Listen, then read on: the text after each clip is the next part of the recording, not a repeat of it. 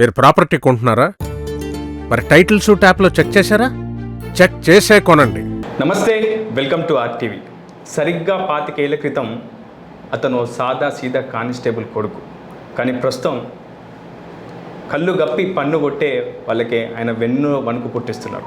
ఆయన మరెవరో కాదు, Telangana state income tax commissioner Lavudya Jeevanlal. ప్రస్తుతం మనతో జాయిన్ అవుతున్నారు జీవన్లాల్. ఆయన అడిగి మరిన్ని విషయాలు తెలుసుకునే ప్రయత్నం. సార్ నమస్కారం, వెల్కమ్ టు ఆర్టీవీ. నమస్తే ఉదయ్ గారు. దాదాపు 2 శతాబ్దాల వరకు బ్రిటిష్ పాలనలో మనం ఉన్నాం.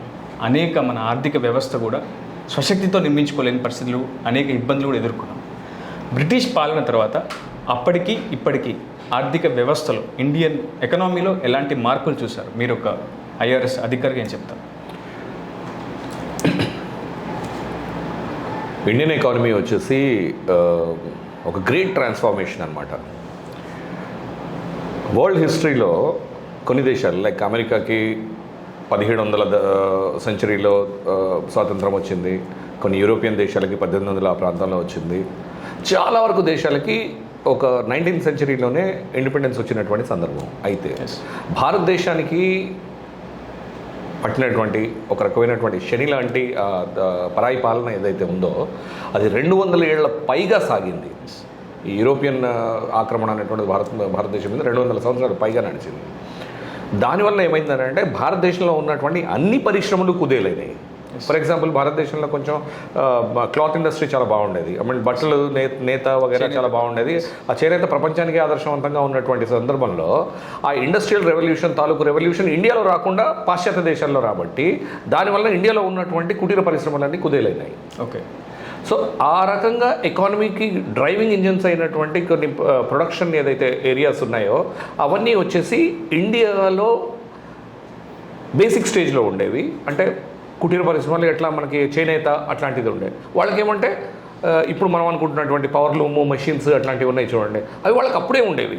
ఓకే. సో వాళ్ళు పెద్ద ఎత్తున అక్కడ బట్టలు ఉత్పత్తి చేసేసి మన దగ్గర ప్రతి తీసుకెళ్ళి వాళ్ళు బట్టలు ఉత్పత్తి చేసేసి India has become a import of finished goods, exporter of రా గూడ్స్ ఉండేది. ఎస్. రా మెటీరియల్ని ఎక్స్పోర్ట్ చేసేవాళ్ళం, ఫినిష్ గూడ్స్ని లోపల తీసుకోవడం, దానివల్ల వాల్యూ అడిషన్ అయ్యేది కాదు. So we have become a కంప్లీట్గా అగ్రేరియన్ సొసైటీ, అంటే ఒక రైతు స్వామిక సమాజం కింద ఉండిపోయింది అంతే. ఓకే. బేర్ మినిమం అనమాట. దానివల్ల ఏంటి, అయితే రైతులు అవ్వాలి, ఒక ఇండస్ట్రీ లేదు, ఒక ఇండస్ట్రియల్ రెవల్యూషన్ లేదు, ఇండస్ట్రీ తాలూకు పెట్టేటువంటి పెట్టుబడి లేదు. పెట్టుబడి పెట్టాల్సినటువంటి ప్రభుత్వం మన ప్రభుత్వం కాదు, అది పాశ్చాత్య ప్రభుత్వం. వాళ్ళకి ఇక్కడ పెట్టుబడి పెట్టడమే నొప్పిలాగా. అంటే రూపాయి పెడితే 100 రూపాయలు లాభం ఉంటే తప్ప వాడు 1 రూపాయి ఇన్వెస్ట్ చేసేటువంటి వాడు కాదు, ఎందుకంటే వాడు మనవాడు కాదు. అలాగా పాశ్చాత్య పాలన కింద సర్వనాశనమైనటువంటి భారతీయ ఆర్థిక వ్యవస్థ మన చేతిలోకి వచ్చేటప్పటికి ఇండిపెండెన్స్ డేకి మన చేతిలో ఉండింది. అంటే దాదాపు 7 దశాబ్దాలు అవుతుంది మనకి ఇండిపెండెన్స్ వచ్చి. ఆఫ్టర్ ఇండిపెండెన్స్ తర్వాత ఇండియన్ ఎకానమీలో కూడా చాలా విప్లవాత్మకమైనటువంటి మార్పులు వచ్చాయి. ఈవెన్ ఆర్టిఫిషియల్ ఇంటెలిజెన్స్తో మీరు ఆర్థిక నేరస్తుల రిటర్న్స్ను కూడా పూర్తిగా పరిశీలిస్తున్న పరిస్థితి. సో ఇంత టెక్నాలజీ, ఇంత విప్లవాత్మక మార్పులు వచ్చినప్పటికీ ఆర్థిక నేరాలు ప్రస్తుతం మన దేశంలో కంట్రోల్లో ఉన్నాయంటారా లేవంటారు? మేధస్సు అనేటువంటిది భారతీయ ఆస్తి. ఓకే. మేధో సంపద అనేటువంటిది భారతీయుల ఆస్తి. భారతీయులు దీంట్లో ముందున్నారు అని అంటే మన మేధో సంపద తాలూకు మేధస్సు ప్రపంచంలో అరుదు. ఓకే. ఇది దాదాపు మీరు లేదని చెప్పాలి. దీనికి తార్కాణం ఉంది. మీరు ఇప్పుడు అన్నారు ఏమిటి, ఆర్టిఫిషియల్ ఇంటెలిజెన్స్ వగేరా ఇదంతా. నేను ఏం చెప్తానంటే హైయెస్ట్ సైన్స్ ఏమిటి, స్పేస్ సైన్స్. స్పేస్ సైన్స్లో మనం ఎక్కడ ఉన్నాం, టాప్ 3 కంట్రీస్లో ఉన్నాం.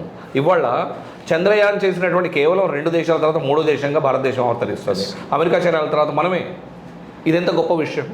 సో ఇదొక్కటే కాదు, ప్రపంచానికి టెక్నాలజికల్ ఇన్వెస్ట్మెంట్స్ అంటే ఈ మేధో సంపద ప్రపంచానికి అరువిచ్చేటువంటి స్థాయిలో భారతదేశం ఉంది.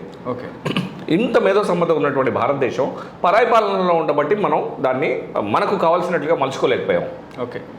ఆ డెవలప్మెంట్ ఏదైతే వివిధ దేశాల్లో జరుగుతుండేదో ఆ డెవలప్మెంట్ మనం భారతదేశంలో చేసుకోలేకపోయిన పరిస్థితి. ఓకే. సో ఇది చేసుకోలేకపోయాం. ఇప్పుడు మనకు 1970 సంవత్సరాలు స్వాతంత్రం వచ్చి అని చెప్పేసి అన్నారు. In a span of 2000 years, అంటే ఈ 2000 సంవత్సరాలు నాగరికత బిల్డప్ అయినటువంటి 2000 సంవత్సరాల్లో 70 సంవత్సరాలు అంటే చిన్న ప్రాంతం, అది చిన్న విషయం. సో కేవలం ఈ 70 సంవత్సరాల్లో వాళ్ళు 2000 సంవత్సరాల నుంచి తీసుకొచ్చినటువంటి డెవలప్మెంట్ని మనం దిగదొడుపుగా చేసేసి దాదాపు ఇవాళ ప్రతి విషయంలోనూ కొన్నిట్లో టాప్ 3లో ఉన్నాం, కొన్నిట్లో టాప్ 4లో ఉన్నాం, కొన్నిట్లో టాప్ 5లో ఉన్నాం. సో ఇన్ ఏ రంగంలోనూ, అభివృద్ధి రంగంలో కానీ, ఇండస్ట్రియల్ రెవల్యూషన్లో కానీ, ఇంటలెక్చువల్స్లో కానీ, ప్రొడక్టివిటీలో కానీ, సర్వీస్ ఇండస్ట్రీ కానివ్వండి, మీరు ఏం తీసుకున్నా కూడా ఇవాళ ప్రపంచంలో భారతదేశం టాప్ 5లో ఉంది. అంటే within 70 years we have achieved that. ప్రపంచంలోనే దాదాపు 5వ అతిపెద్ద ఆర్థిక వ్యవస్థని మనం ఏర్పాటు చేసుకున్నప్పటికీ ఆర్థిక నేరాల పెరుగుదల కూడా, అంటే మీరు అన్నారు మేధో సంపత్తే భారతదేశ ఆస్తి అని, నిజంగా ఇస్ కరెక్టే. అయితే ఈ మేధో సంపత్తి విప్లవాత్మక రంగాల్లో మార్పులతో పాటు ఆర్థిక నేరాలు కూడా అదే స్థాయిలో పెరుగుతున్నాయి. ఎందుకంటే ఫారిన్ కంట్రీస్లో లేని ఆర్థిక నేరాలు కూడా మన దగ్గర జరుగుతున్న సందర్భాలు చూస్తున్నాం కదా, వాటి గురించి అసలు ఏం చెప్తారు? సిస్టమ్స్ అనేటువంటిది ఏ దేశంలోనన్నా బిల్డప్ కావడానికి టైం పడుతుంది. మనం ఒక సిస్టమ్ బిల్డప్ చేసిన తర్వాత ఆ సిస్టమ్ మనకి సంపూర్ణంగా పనిచేస్తూ ఆ సిస్టమ్ ఫుల్ ప్రూఫ్ సిస్టమ్గా తయారవ్వాలి అని అంటే ఎటువంటి దాంట్లో డీవియేషన్స్ లేకుండా ఒక సిస్టమ్ అనేటువంటిది ఫుల్ ప్రూఫ్ సిస్టమ్ ప్రకారంగా భారతదేశంలో ఉండి every citizen is covered by that, every system is following in place లాగా మనం చూసుకోవాలి అని అంటే దానికి ఎంతో కాలం కావాలి. The system has to mature, society has to mature. మనం ఏమిటి స్వాతంత్రానికి ముందు మనం బతుకుతున్నామా అంటే బతుకుతున్నాం, ఒక ప్రొడక్టివిటీ లేకుండా, ఏ పద్ధతి పాడు లేకుండా, అంతా ఎంతో కష్టపడి బతుకు ఈసురోడు అనుకుంటూ బ్రతుకు ఇడ్చాల్సిన పరిస్థితిలో వచ్చి వస్తున్నప్పుడు ఎన్నో సిస్టమ్స్ మనం క్రియేట్ చేసుకున్నాం. ఇవాళ మీరే అన్నట్లుగా ఇందాక టాప్ 5లోకి వచ్చేసాము. There are almost 300 countries in the world. ఇన్ని కంట్రీస్ ఉన్న చోట మనం టాప్ 5లోకి వచ్చేసినామని అంటే within 70 years, that's a great achievement in itself. అయితే ఆర్థిక నేరాల గురించి మీరు ఒక మాట చెప్పినారు. అయితే ఒక సిస్టమ్ ఏదైతే ఉందో, ఫర్ ఎగ్జాంపుల్ ఫైనాన్షియల్ సిస్టమ్ అనుకోండి, ఈ ఫైనాన్షియల్ సిస్టంలో ఇండియన్ ట్యాక్సేషన్ గురించి చెప్తున్నాను, అంటే ఆర్థిక నేరాల గురించి ఎక్కువ ట్యాక్సేషన్ ఉండడం. Indian taxation is one of the best tax system in the world. ప్రపంచంలోనే ఒక అత్యుత్తమమైనటువంటి పన్ను వ్యవస్థ అండ్ దానికి కంప్లయన్స్ వ్యవస్థ అదంతా ఉంది ఇండియాలో. Especially in the last 10-15 years, ఒక 15-20 years, ఈ లాస్ట్ 2 decadesలో ఎంత అగ్రెసివ్ అండ్ ప్రోగ్రెసివ్ చేంజ్ అంటే, మీకంటే కొంచెం టెక్నికల్గా అనిపిస్తుంది కాకపోతే డైరెక్ట్ ట్యాక్సెస్, ఇండైరెక్ట్ ట్యాక్సెస్ వగేరా ఈ కాంపోనెంట్స్ ఉంటాయి. డైరెక్ట్ ట్యాక్సెస్ అనేటువంటిది ఇన్కమ్ ట్యాక్స్ అనమాట. ఇండైరెక్ట్ ట్యాక్సెస్ అంటే మీకు జిఎస్టీ వగేరా ఇదంతా, ఇదివరకు స్టేట్ జిఎస్టీ, సెంట్రల్ జిఎస్టీ వగేరా అదంతా సేల్స్ ట్యాక్స్ అంటారు చూడండి. ఇండైరెక్ట్ ట్యాక్సెస్ అంటారు వాటిని. అంటే మనము అది కడుతున్నామని మనకు తెలియదు. సపోజ్ ఓ సబ్బు కొంటున్నాం అనుకోండి, ఆ సబ్బు 10 రూపాయలు ఉందనుకోండి, దాంట్లో ఒక 2 రూపాయలు జిఎస్టీ ఉంటుంది, అది మనకు తెలియదు, పరోక్ష పన్ను. సో ఈ ప్రత్యక్ష పన్నులు జనరల్గా ఒక దేశం బాగా డెవలప్ అయింది అని అన్నప్పుడు ఏమవుతుందంటే ప్రత్యక్ష పన్నులు పరోక్ష పన్నుల కంటే ఎక్కువ ఉంటాయి. ప్రత్యక్ష పన్నుల శాతం పరోక్ష పన్నుల కంటే ఎక్కువ ఉంటుంది. అది ఒక దేశం తాలూకు అభివృద్ధికి తార్కాణం. So it's a symbol of the development of a matured and developed country. We are progressing towards that with in a span of 70 years. But then in the last 2 decades, especially the last ఒక 10-15 సంవత్సరాల్లో, India is progressing aggressively. Aggressive progress ఉంది. ఇప్పుడు suppose science and technology and space వగేరా సైన్స్లో తీసుకుంటుంటే we are almost at the top. We are role model to the world. అంటే ఒకప్పుడు మీరు సాధారణ గురుకుల పరీక్షలు, అది కూడా జూలూరుపాడు మండలానికి సంబంధించి ఒక సాధారణ గురుకుల పరీక్షలో విద్యను అభ్యసించారు. అంటే సారీ టు సే, వాస్తవంగా కొన్ని వెనుకబడిన సామాజిక వర్గాలతో బూతులు తిట్టే సమాజం ఒకప్పుడు ఉంది. అవును, సాధారణంగా మీరు ఫీల్ అవ్వద్దు, ఖచ్చితంగా మన సామాజిక వర్గం అంటే వెనుకబడిన వాళ్ళతో ఆ కులం పేరుతో దూషిస్తే అదొక పైశాచిక ఆనందం పొందే సామాజిక సమూహాలు అప్పుడు ఉండేది. నిజంగా ఆ వివక్షను మనం ఎదుర్కొన్నాం కాబట్టి, ఆ వివక్షతో కూడిన ఆ మారుమూల ఏజెన్సీ ప్రాంతాల నుంచి వచ్చి ప్రస్తుతం ఆర్థిక నేరస్తుల వెన్నులో వణుకు పుట్టే స్థాయికి, నిజంగా అంటే వణుకు పుట్టించడం కాదు, దేశ ఆర్థిక వ్యవస్థలో ఒక మూల స్తంభంగా మీరు మారారు. ఈ జర్నీ ఎలా సాగింది అసలు ఒకసారి? నేను ఎప్పుడు ఇది నాకు అంటే నేను ఏ సమాజానికి చెందిన వాడిని అనేటువంటిది అంటే ఆ అవగాహన వగైరా మనకు, ఎందుకంటే ఆ తల్లిదండ్రులకు పుట్టినాము, ఆ సమాజంలో మనం పుట్టినాం కాబట్టి మనం ఏ సామాజిక వర్గానికి చెందిన వాళ్ళు అనేటువంటిది అది మనకు అవగాహన ఉంటుంది. కానీ నా జీవితంలో నా డెవలప్మెంట్లో మాత్రం అది ఎప్పుడు దేనికి అడ్డంకి మాత్రం కాలేదు. అయితే నేనేం ఫీల్ అయ్యేవాడిని అంటే చిన్నప్పటి నుంచి, అంటే నేను చదివినట్టు స్కూల్ చాలా బాగా గుర్తు చేశారు, ఏపీ రెసిడెన్షియల్ స్కూల్ ఏన్కూరు. అప్పట్లో మహానుభావుడు ఎన్టీ రామారావు గారు పెట్టినటువంటి గురుకుల పాఠశాలలో దాంట్లో ఇప్పుడు ప్రస్తుతం ఉన్నటువంటి ప్రభుత్వాలు కూడా దాన్ని చాలా అద్భుతంగా తయారు చేసినాయి. ఆ గురుకుల పాఠశాలల వ్యవస్థని చాలా బ్రహ్మాండంగా తయారు చేసినాయి. అయితే ఆ గురుకుల పాఠశాల తాలూకు వ్యవస్థకు చెందినటువంటి ప్రోడక్ట్ నేను. అందులో ఏం జరుగుతుంది అని అంటే ఇట్లాంటి వివక్షలు నిజంగా చెప్తున్నాను. ఆ స్కూల్ నుంచి మేము బయటికి వచ్చేంత వరకు కూడా నా తోటి విద్యార్థులు ఎవరు ఏ సామాజిక వర్గానికి చెందిన వారో అసలు తెలియదు. ఇదంత అద్భుతమైన విషయం. ఆ స్కూల్లో ఉన్నటువంటి అంత గొప్పటి స్కూల్ అది. సో అక్కడ ఎవరు ఏమిటి అని తెలియనప్పుడు ఏమవుతుంది? ఒకటే తార్కాణం ఏంటి? నీ తెలివి ఎంత, నువ్వెలాగా, తెలివే ప్రమాణం. నీ తెలివి ఎంత, తెలివే ప్రమాణం. తెలివే ప్రమాణం. సో నువ్వెంత స్థాయిలో ఉన్నావు, నేను ఎంత స్థాయిలో ఉన్నావు, తెలివి నేను నిన్ను అవుట్బీట్ చేస్తున్నాను. సామాజిక వర్గాలు అసలు తెలియదు. సో అప్పుడు ఏమిటి అని అంటే అందరూ అనుకునేది ఒకటే, India is my country, all Indians are my brothers and sisters. Okay. So India is my country అన్నట్టు I have to see India at the peak of the world. India నుంచి పీక్లకు తీసుకెళ్ళాలి. ఇండియా నుంచి టెక్నోక్రాట్స్ వగైరా అందరూ వివిధ దేశాల్లోకి వెళ్ళేసి best of the organisation, ISRO NASA లాంటి సంస్థల్లో అండ్ మైక్రోసాఫ్ట్, యాపిల్ వగైరా అట్లాంటి అన్ని సంస్థల్లో టాప్లో ఉన్న వాళ్ళందరూ ఇండియన్స్ అయ్యారు. ఎలా వెళ్ళగలిగారు? Because we are technically so sound. అయితే ఆల్ ఇండియన్స్ లాగానే అలాగే ఉండి నేను కూడా అలాగే ఫీల్ అయ్యి నా సామాజిక వర్గం ఎఫెక్ట్ లేకుండా I'm on par with any other Indian అనేటువంటి ఫీలింగ్ మా స్కూల్లో కల్పించబడింది. సో దానివల్ల ఏంటంటే ఇట్ హ్యాస్ బికమ్ ఏ సామాజిక వర్గం తాలూకు ఎఫెక్ట్ ఎప్పుడూ కలగలేదు. కాకపోతే ఒకసారి నేను గ్రో అయిన తర్వాత this particular society where I really born and brought up, నా సొసైటీలో ఏదైతే నేను జన్మ తీసుకున్నానో ఆ సొసైటీ కొంచెం బాగా బ్యాక్వర్డ్ ఉంది అనేటువంటి అవగాహన నేను పెరుగుతూ వస్తున్నప్పుడు అర్థమైంది. అలా నేను ఉద్యోగంలోకి వచ్చి వగైరా అంతా చేసిన తర్వాత అంబేద్కర్ తాలూకు ఎఫెక్ట్ నా మీద చాలా వచ్చింది. ఓకే. అంబేద్కర్ చెప్పి ఉన్నారు ఏంటంటే నా సమాజం వాళ్ళు పైకి ఎదిగిన తర్వాత వాళ్ళు వెనకబడ్డటువంటి తమ సమాజంలో ఉన్నటువంటి వాళ్ళని పైకి తీసుకొచ్చే ప్రయత్నం చేయాలి అనేటువంటి చెప్పినటువంటి అంబేద్కర్ మెసేజ్ నాకు చిన్నగా ఆకలింపుకి వచ్చింది. తర్వాత నేను అండర్ డెవలప్మెంట్ చూశాక నా సొసైటీలో. కాబట్టి ఆ తర్వాత డెఫినెట్గా we have to work for them అనేటువంటి డైరెక్షన్లో ఒకసారి నేను డెవలప్ అయిన తర్వాత నేను నా సమాజం కొరకు తిరిగి చూసి ఏదైతే వెనకబడ్డ సమాజంలో నాట్ ఓన్లీ ఇన్ బంజారా, నేను బంజారా సమాజానికి చెందిన which belongs to schedule tribes, అట్లా షెడ్యూల్ కాస్ట్ అయి ఉండొచ్చు, బ్యాక్వర్డ్ కాస్ట్ అయి ఉండొచ్చు, even few people in the forward communities కూడా చాలా బ్యాక్వర్డ్నెస్ ఉంది కొంతమందిలో. So anybody who is following behind in any society వాళ్ళ కోసం నేను పని చేయాలి, వాళ్ళ కోసం నేను నిలబడాలి అనేటువంటి కసి నాలో పెరిగింది. ఇలా కసి నాలో పెరగడానికి కారణం అంబేద్కర్ మహాశయుడు. థ్యాంక్ యూ జీవన్లాల్ గారు. సాధారణంగా అంటే ఇది పొగడుతున్నారు అంటే సాధారణంగా అందరూ బ్రతుకుతారు, కానీ బ్రతకాలన్న రీతిలో బ్రతకడం వేరు, దేశానికి సేవ చేస్తూ బ్రతకడం వేరు. సో అందరికీ తెలుసు కేవలం మీరు ఒక్కరు మాత్రమే కేంద్ర సర్వీస్లో ఉన్నారు అని చెప్పేసి, కానీ మీ వైఫ్ కూడా one of the CRPF IG Kshipra Srivastava గారు, అదేవిధంగా మీ సిస్టర్ కూడా ఎక్సైజ్ సిఐ అని చెప్తా ఉన్నారు. మరోవైపు మీ ఇంకొక సిస్టర్ కూడా గవర్నమెంట్ టీచర్ అని చెప్తున్నారు.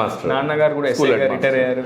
నిజంగా అటు రాష్ట్ర ప్రభుత్వ సర్వీసుల్లో కావచ్చు, కేంద్ర ప్రభుత్వ సర్వీసుల్లో కావచ్చు, మీ కుటుంబం అంతా కూడా సేవలు అందించడం నిజంగా ఎట్లా అనిపిస్తుంది? మొత్తానికి దీనికి అందరికీ మొత్తం దిక్సూచి ఈ మొత్తానికి ఫల్క్రమ్ అంటారు చూడండి, on which everything depends. That is my father Lavadiya Ramanath Naik గారు, వైరా ఎమ్మెల్యేగా ఉన్నారు ప్రస్తుతం చూడండి. ఆయన దీని మొత్తానికి ఆయనే సృష్టికర్త. ఆయన ఒక మారుమూల ఒక తాండాలో పుట్టి సింపుల్గా చిన్న ఎడ్యుకేషన్ చేసేసి అక్కడి నుంచి ఒక కానిస్టేబుల్గా బయటకు వచ్చిన వ్యక్తి ఓ ప్రపంచాన్ని సాధించాలి నా పిల్లలు అనేటువంటి తపనలో ఉండేవాడు ఆయన. ఆ తపన ఉండడం ఒక ఎత్తు అయితే ఆ తపనని, ఆ కళల్ని సాకారం చేసుకోవడానికి కావాల్సినటువంటి అన్ని విధాలమైనటువంటి కష్టాలు ఆయన పడ్డాడు ఒక కానిస్టేబుల్గా. నేను ఏ కమ్యూనిటీలోనూ ఇంత కమిట్మెంట్తో, ఇంత డెడికేషన్తో పిల్లల్ని ఇంత బాగా పైకి తీసుకురావాలి అనేటువంటి ఇంత ఎఫర్ట్ పెట్టేసి దానికోసం అంత అద్భుతంగా వాళ్ళని తీర్చిదిద్దాలి అనేటువంటి ఆ కసి అండ్ దాన్ని యాక్షన్లోకి తీసుకురావడం, అంత పర్ఫెక్ట్ హ్యూమన్ బీయింగ్ని నేను నా జీవితంలో అయితే చూడలేదు. అందుకే నేను ఎప్పుడు చెప్తుంటాను, just like not for any sake but really and for all practical terms my father is the hero of my life. Not only my life, my family all. మా సిస్టర్ అనుకోండి, మా సిస్టర్ అంటే ఆడపిల్లల్ని ఆ రోజుల్లో చదువులకు కూడా పంపించాను రోజులు అవి. హార్డ్లీ 10th క్లాస్ పాస్ అయితే పెళ్ళిళ్ళు చేసేసే రోజులు అవి. కానీ ఆ రోజుల్లో కూడా నా కూతుళ్ళు, నా కొడుకు అనే తేడా లేకుండా పిల్లల ముగ్గురిని సమానంగా చూస్తూ ముగ్గురిని సమాజంలో ఒక గౌరవమైన స్థాయిలో చేర్చాలి అని చెప్పేసి అని ప్రతి నిమిషం తప్పించాడు, ప్రతి నిమిషం దానికోసం కృషి చేశాడు, అందరినీ అది సాధించి పెట్టాడు. సో మేము డెవలప్ అవడం అనేటువంటిది అప్పటి వరకు అంటే what ever we have achieved to start with, ఒక కిడ్గా ఎదిగి ఓ బాలుడుగా అండ్ కాలేజ్ స్థాయిలో మమ్మల్ని తీసుకొచ్చేసి మమ్మల్ని ఉద్యోగ స్థాయి దాకా తీసుకొచ్చేదానికి సంపూర్ణమైనటువంటి తోడ్పాటు, సంపూర్ణమైన డైరెక్షన్ నాన్నగారిది, రాములు నాయక్ గారు. అంటే ఎట్లాంటి గైడ్ లైన్స్ మీకు ఇచ్చేవారు, ఎట్లాంటి గైడెన్స్ ఇచ్చేవారు? ఇప్పుడు ఫర్ ఎగ్జాంపుల్ నేను 7th క్లాస్లో ఉండేదండి. 7th క్లాస్ ఉన్న తర్వాత 8th, 9th, 10th అనేటువంటి ఇది చాలా important phase of any child's life. ఆ 8th, 9th, 10thలో ఏదైతే రూపుదిద్దుకుంటుందో అదే జనరల్గా కంటిన్యూ అవుతుంది తర్వాత లైఫ్లో, unless very big changes happen. ఆ 8th, 9th, 10th అనేటువంటిది ఒక అద్భుతమైనటువంటి గురుకుల పాఠశాలలో చదివితేనే వీళ్ళ లైఫ్ ఇంకా ఫ్యూచర్లో బాగుంటుంది అనేటువంటిది ఆయన డిజైన్ చేసుకున్నాడు. ఎందుకంటే 7thలో నేను ప్లాన్ చేసుకోలేను కదా, అది నాన్నగారే చేయగలరు. Okay. So he has design that 8th, 9th, 10thలో ఇతను గురుకుల పాఠశాలలో ఆ గురుకుల సెటప్లో వెళ్ళేసి అద్భుతమైనటువంటి పాఠశాలలో చదివితే అక్కడి నుంచి పైకి వచ్చే అవకాశం ఉంది అని చెప్పేసి ఆ స్కూల్లో ఆలోచించి దానికోసం కష్టపడి 6th, 7th నుంచే నన్ను దానికోసం తయారు చేసినాడు నాన్నగారు. ఓకే. సో అక్కడికి వెళ్ళిన తర్వాత మళ్ళీ తిరిగి చూసుకోలేదు నేను. 8th, 9th, 10th నేను రెసిడెన్షియల్ స్కూల్లో అయిపోయాక 11th and 12th మళ్ళీ స్టేట్లో number 1 junior college Nagarjuna Sagar, AP residential junior college Nagarjuna Sagar, అందులో ఎంట్రన్స్ రాస్తే అక్కడి నుంచి అంటే ఆ తాలూకు అంటే రాకెట్ని ఒకసారి వదిలితే పైకే వెళ్తుంది, కిందికి రాదు.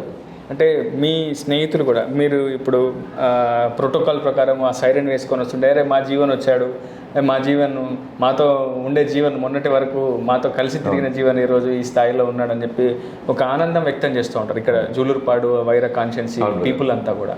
వాళ్ళతో మీరు ఎప్పుడైనా కలిసే ప్రయత్నం చేసినప్పుడు వాళ్ళ నుంచి ఎలాంటి? నా కుటుంబం, నా హీరో మా నాన్న తర్వాత, నా కుటుంబంలో ఉన్నటువంటి ఒక 2-3 నా కుటుంబ సభ్యుల తర్వాత నా లైఫ్లో అందరికంటే ఎక్కువ ఇంపార్టెంట్ నా ఫ్రెండ్సే. My friends are my life. Yes. నా స్నేహితులు ఎంత గొప్పవాళ్ళు అంటే అలాంటి స్కూల్ నుంచి వచ్చినాను. ఆ స్కూల్లో ఉన్నటువంటి ప్రతి ఒక్కళ్ళతో నా జీవితం షేర్ చేసుకున్నాను. ప్రతి ఫ్రెండ్ ఎంత అద్భుతమైన వ్యక్తి అని అంటే ఒక్కొక్కళ్ళని మీరు కలిస్తే తెలుస్తుంది. ఒక్కొక్కడు ఒక్కొక్క అద్భుతం. నా క్లాస్మేట్స్ అంతా ప్రతి ఒక్కడు జీవనంలో ఏమండి అందరూ మీరే అద్భుతం అని నాకు వాళ్ళు అద్భుతం అనిపిస్తుంది. ఎందుకంటే all my friends are excellent. Okay. అదే మై వెల్త్, నా ఆస్తి. వాళ్ళు నా స్నేహితులు నా ఆస్తి. వాళ్ళు ప్రతి స్టేజ్లో ఫర్ ఎగ్జాంపుల్ నేను సివిల్ సర్వీసెస్కి కోచింగ్ ఒక ఉదాహరణ చెప్తాను. నా ఒక ఫ్రెండ్ ఉండేవాడు మల్లెల మల్లికార్జున్ అని చెప్పేసి, ఇక్కడే జీల చెరువులో పెళ్లి చేసుకున్నాడు ఆ అబ్బాయి. నాకు కోచింగ్కి ఆ టైంలో సివిల్ సర్వీసెస్ కోచింగ్కి కొంచెం డబ్బులు కరువు అయితే అప్పుడే వాడికి పెళ్ళైంది కొత్తగా. ఓకే. వాళ్ళ అత్తమామలు మరి వాళ్ళని అడిగాడో ఎవరు పర్మిషన్ తీసుకున్నాడో లేదో కానీ వాడికి కట్టిన డబ్బులు ఏదైతే కొంచెం కానుకగా ఏదైతే కట్ట కానుకల టైప్లో వస్తాయో పెళ్ళిళ్ళలో అదంతా తీసుకొచ్చేది, అదంతా పెట్టి నువ్వు చదువుకోరా, వెళ్ళి ఢిల్లీ వెళ్ళి నువ్వు చదువుకో, నీకు సివిల్ సర్వీసెస్ ఖచ్చితంగా కొడతావు అని చెప్పేసి నా మీద నమ్మకంగా. అప్పటికి నేను సివిల్ సర్వెంట్ కాదు, అప్పటికి నేను కేవలం సాఫ్ట్వేర్ ఇంజనీర్. కాకపోతే నువ్వు సివిల్ సర్వీసెస్ కొడతావురా అని చెప్పేసి ఆ తన కట్ట కానుకల తాలూకు వచ్చినటువంటి కానుకలు ఆ డబ్బులంతా తీసుకొచ్చి నాకు ఇచ్చి నువ్వు చదువుకో అని చెప్పేసి అని అన్నాడు. ఇది నా స్నేహితుడు. అట్లాంటి స్నేహితులు ఉన్న ఏ స్నేహితుడు కూడా వెనకబడ్డు ముందుకే వెళ్తాడు. ముందుగా అసలు విషయం కేంద్ర సంస్థలు అంటేనే పూర్తిగా ప్రస్తుతం ఒక దుష్పరిణామం, వాళ్ళపై ఒక దుష్ప్రచారం జరుగుతాం. వీళ్ళు కేవలం కేంద్ర ప్రభుత్వానికి ఒక తొత్తులుగానే పనిచేస్తారు. రాష్ట్ర ప్రభుత్వానికి సంబంధించిన పొలిటీషియన్స్పై ఐటీ దాడులు చేస్తారు. ఆర్థిక నేరస్తుల పేరిట వాళ్ళపై ఒక చిత్రీకరించే ప్రయత్నం చేస్తారు. వాళ్ళలో పరువు మర్యాదలను పూర్తిగా తొలగించే ప్రయత్నం చేస్తారని ఒక వాదన వినిపిస్తుంది. నిజంగా కేంద్ర ప్రభుత్వానికి మీకు ఆ స్థాయిలో ఒక మైత్రి బృందం అనేది పరోక్షంగా ఉంటుందా? ఒక మాట చెప్తానండి మీకు. మనకు తాలూకు సిస్టమ్స్ ఉన్నాయి అని చెప్పేసి అన్నాను. ఆర్థిక నేరగాళ్ళని నాకు పదం మీరు వాడారు చూడండి. ఆర్థిక నేరం చేసిన వాడికి నేనెందుకు గౌరవం ఇవ్వాలి? నాకు చట్ట ప్రకారంగా భారతదేశంలో చట్టపరంగా నాకు ఒక బాధ్యత కల్పించబడింది. Collect the proper due taxes as per acts ఉంటాయి. మాకు చట్టాలు ఉంటాయి. పార్లమెంటు పాస్ చేసిన చట్టాల ప్రకారంగా నేను ఇంత ట్యాక్సులు కట్ చేయాలి. అది వాళ్ళకు తెలుసు, మాకు తెలుసు. తెలిసినప్పుడు మీరు ఆ చట్టాలని గౌరవించకుండా మీరు ఆ తాలూకు పన్నులు ఎగవేత చేస్తే మీకు నా నుంచి రెస్పెక్ట్ ఎందుకు ఉంటుంది? నేను చట్టపరంగా యాక్షన్ తీసుకుంటాను, తప్పదు. దానివల్ల మీ పరువు పోతే దానికి నేను బాధ్యుడు కాదు. మొదలుపెట్టింది ఎవరు? ఓకే. టు స్టార్ట్ విత్ మీరు ఆ తప్పు చేసి ఉండకూడదు. కానీ ప్రస్తుతం ఆర్థిక నేరస్తులే రాజకీయాల్లోకి వస్తున్నారు. రాజకీయాల్లోకి వచ్చి మిమ్మల్ని కంట్రోల్ చేసే ప్రయత్నం చేస్తున్నారు. అలాంటి సందర్భాల్లో ఏమనిపిస్తుంది? ఎందుకంటే భారతదేశం పూర్తిగా చూస్తున్నాం బ్రదర్, భారతదేశం ఒక ప్రజాస్వామ్యం. మేమైనా ఎవరైనా the government is for the people by the people. ఆ గవర్నమెంట్ ఎవరు ఫామ్ చేయాలనేటువంటిది ప్రజలు డిసైడ్ చేయాలి. వాళ్ళు ఆర్థిక నేరాలు చేసిన వాళ్ళు అయితే ప్రజలు గమనిస్తున్నారు, ప్రజలు చూస్తారు. వాళ్ళని ఎక్కడ కూర్చోబెట్టాలో, వాళ్ళని ఏ విధంగా పనిష్మెంట్ ఇవ్వాలో ప్రజలకు తెలుసు. వాళ్ళకి ఆ పనిష్మెంట్ ఇచ్చేసి వాళ్ళని కూర్చోబెట్టాల్సిన ప్లేస్లో కూర్చోబెట్టాల్సిన వాళ్ళు ప్రజలు. అట్ ద సేమ్ టైం ఆ నేరాలు మా దృష్టికి వస్తే చట్టపరంగా చర్యలు తీసుకోవడం అనేటువంటిది మా బాధ్యత, మేము చేయాలి ఆ పని. సో మేము చేయడమే కాకుండా వాళ్ళని చట్ట సభల్లోకి పంపించకుండా చూడాల్సిన బాధ్యత ప్రజలకు కూడా ఉంది. ఓకే, వాళ్ళు చూస్తున్నారు ఈ ఆర్థికపరమైనటువంటి నేరాలు ఎట్లా జరుగుతున్న నేరాలు ఘోరాలు ఎవరు ఎలా అంటే సరైన సంపదతోనే పైకి వచ్చినారా లేకపోతే ఇంకేమన్నా చేసి పైకి వచ్చినారా వగైరా ఇది అన్నటువంటి ప్రజలు అన్నీ గమనిస్తుంటున్నారండి. ప్రజలు చాలా తెలివైన వాళ్ళు, చాలా తెలివైన వాళ్ళు. ఇప్పుడు ఒక రైతు కోటీశ్వరుడు అవ్వడం ఎప్పుడైనా విన్నారా? జరగదు. అన్నిటికంటే ఎసెన్షియల్ ఐటమ్ ప్రజలకి కావాల్సినటువంటి అన్నిటికంటే ఇంపార్టెంట్వి పండించి మనకు ప్రాణాలు పోసేటువంటి ఆహారాన్ని ఉత్పత్తి చేసేటువంటి రైతు అక్కడే ఉంటాడు. ఒక టీచరు జీవితాంతంలో ఒక చిన్న ఇల్లు కట్టుకోగలిగితే మహా భాగ్యం. ఓకే, అంటే నేనేమంటానంటే మీరు చక్కగా ఏదన్నా ఒక కొత్త ఆవిష్కరణ చేసేసి దానికి తాలూకు ఒక ఇండస్ట్రీ పెట్టేసి ఆ ఇండస్ట్రీ రెవల్యూషన్ వచ్చేసి something like Microsoft, something like ఇంకేమన్నా గూగుల్లో ఇట్లాంటివి ఏదో చేసేసి మీరు సంపాదించడం మంచిది. దేశానికి కూడా ట్యాక్సులు కట్టుకుంటూ అలా పైకి రావాలని కోరుకుంటాను నేను కూడా. కానీ ఇలా కష్టపడి పైకి వచ్చే వాళ్ళు సిగ్గుపడేలాగా, ఇలా కష్టపడి పైకి వచ్చే వాళ్ళకి ఇబ్బంది కలిగేలాగా, వాళ్ళని చూసి హేళన చేసేలాగా ఎవరైనా తప్పుడు దారులు తొక్కుతూ తప్పుడు పుంతల్లో తొక్కుతూ నేరపరమైనటువంటి ఆర్థిక డెవలప్మెంట్ జరిగితే ఖచ్చితంగా మా తాలూకు సంస్థలు కానివ్వండి, కేంద్ర సంస్థలు కానివ్వండి, అలా కొన్ని రాష్ట్ర సంస్థలు కూడా ఉన్నాయి, ఇవి కానీ అబ్జర్వ్ చేస్తూనే ఉంటాయి. వాళ్ళ చర్యలు వాళ్ళు తీసుకుంటూ ఉంటారు. అట్ ద సేమ్ టైం వాళ్ళని ప్రజలు కూడా గమనిస్తూనే ఉంటారు. ఎందుకంటే మనది ప్రజాస్వామ్యం. ఈ ప్రజాస్వామ్యంలో in democracy people are the right. వాళ్ళని మించినటువంటి వాళ్ళు ఎవరు లేరు. అంటే కేంద్ర సంస్థలు అధికారులను పావులుగా వాడుకుంటాయి, వాళ్ళకి సరైన సమయంలో అధికారులు కూడా హెల్ప్ చేస్తారన్న ఒక వాదన. ఇది కొంచెం అపభ్రంశమైనటువంటి అంశం. ఏమిటంటే ఇలా అంటే ఇప్పుడు యాక్ట్కి ఎవరు కరెక్ట్ ఎవరు రాంగ్ అనేటువంటి ఆ డిఫరెన్సియేషన్ లేదండి. అందరూ ఒకటే. తప్పు చేసిన వాడు ఎవడైనా ఆ చట్టపరంగా తీసుకునేటువంటి చర్యలకి అతను ఫేస్ చేయవలసిందే. ఈ క్రమంలో మీరు వేరే ఇంటర్ప్రిటేషన్స్ దానికి సంబంధించి మీరు ఏమైనా చెప్పచ్చు కాక, మీరు అంటే ఇది ఫలానా వీళ్ళు బయట వాళ్ళు కాబట్టి తన వాళ్ళు కాబట్టి తస్మదీయులు అని అట్లా చేస్తున్నాడు. ఎవరైతే ఏంటి, నీ తప్పు చేసినప్పుడే కదా నువ్వు పట్టుబడేది. కాబట్టి అది డెఫినెట్గా దర్యాప్తుల్లో ఫైనల్గా వచ్చేసరికి సరే ఒకవేళ నిజంగా తప్పు చేయలేదనుకోండి, తప్పుడు చర్య ఏదైనా తీసుకోబడింది అనుకోండి, ముందో వెనకాలో అది ప్రూవ్ అయ్యి వాళ్ళు బయటకు రావడం గ్యారంటీ. కాకపోతే ఒక అభియోగం వచ్చినప్పుడు ఆ అభియోగాన్ని ఫేస్ చేస్తూ దాంట్లోంచి బయటకు రావడం అనేటువంటిది అది ప్రతి సిటిజన్, ప్రతి పౌరుడు చేయాల్సినటువంటి చర్య. ఈ క్రమంలో ఏంటంటే ఇది చెప్తూ నేనేమంటున్నానంటే 99% ఆఫ్ ద టైమ్స్ ఈ దర్యాప్తు సంస్థలు అనేటువంటి జనరల్గా ఏదో ఒక గట్టి కారణాలు లేకపోతే ముందుకు కదలవు. ముందుకు కదులుతున్నాయంటే ఏదో ఒక కారణం ఉంది. అదే రేరెస్ట్ ఆఫ్ ద రేర్ కేసెస్లో ఆ తాలూకు కారణం అనేటువంటిది కరెక్ట్ కారణం అయి ఉండకపోవచ్చు. అది దర్యాప్తులో తర్వాత తెలిసిపోతుంది, వాళ్ళు అక్కడి నుంచి నిర్దోషులుగా బయటపడతారు. అది జరుగుతుంది కదా. ఎందుకు సార్ అంత సీక్రెట్గా ఎందుకు చేస్తారు? ఎందుకు వాళ్ళ జాబితా అంటే మామూలుగా చట్ట వ్యతిరేక కార్యక్రమం ఎవరు చేసినా వాళ్ళ నేరస్తుడిగా పరిగణించాల్సిందే.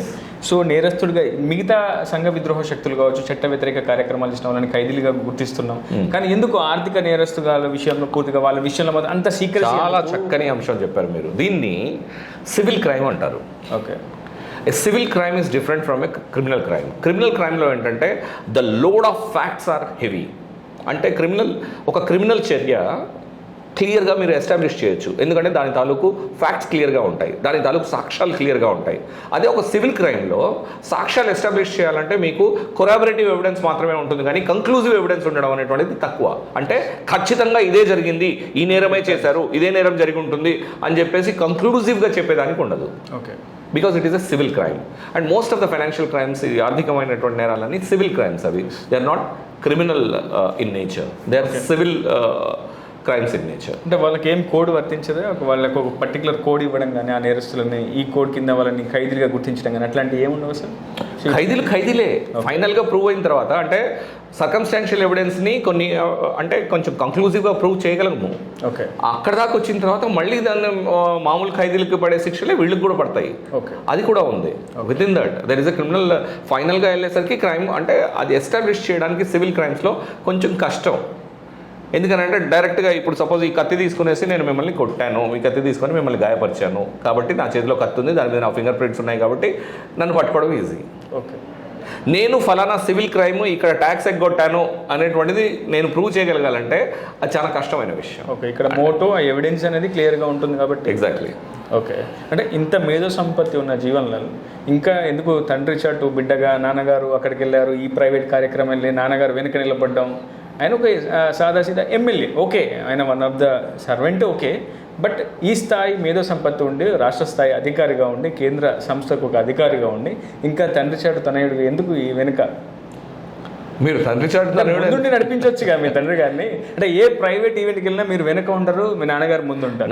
మీరు కేవలం ఫ్లవర్ బుకే పట్టుకొని ఇట్లా సైలెంట్గా పక్కకు ఉంటారు. నాది నాన్నగారిది ఎలాగ ఉంటుందంటే brother, I'm an obedient son. Okay, నేను ఒక దశరథుడికి ఒక రాముడిలాగా. I always respect my father for whatever I am today. He is the reason. Okay, నేను ఇవాళ ఏది సాధించినా, ఎంత సంపాదించినా, ఎక్కడున్నా, ఏం చేసినా దీని మొత్తానికి కారకుడు ఆయనే. నేను హైందవ సంస్కృతిలో మనకు ఉన్నటువంటి భారతీయ సంస్కృతిలో కొడుకు ఇప్పుడు తండ్రి చాటు బిడ్డే. ఓకే ఓకే, సనాతన ధర్మాన్ని మీరు పూర్తిగా పాటిస్తున్నారు. పాటించడం ఏం లేదు, అలాంటి సంస్కారాలతో పెరిగాం. ఓకే, ఆ సంప్రదాయంలోనే పెరిగాం, ఆ సంస్కారాలతో పెరిగాం కాబట్టి ఇంకొకలాగా ఉండలేము. అలాంటి తండ్రికి ఇలాంటి కొడుకే పుడతాడు, ఇలాంటి కొడుకు తయారవ్వాలంటే అలాంటి తండ్రే ఉండాలి. ఇది combination. Okay, so together we are bonding ఉంటుంది ఇద్దరికి. Yes, we are like father son also, we are like friends also. ఆయన ఎంతో స్వేచ్ఛిస్తారు.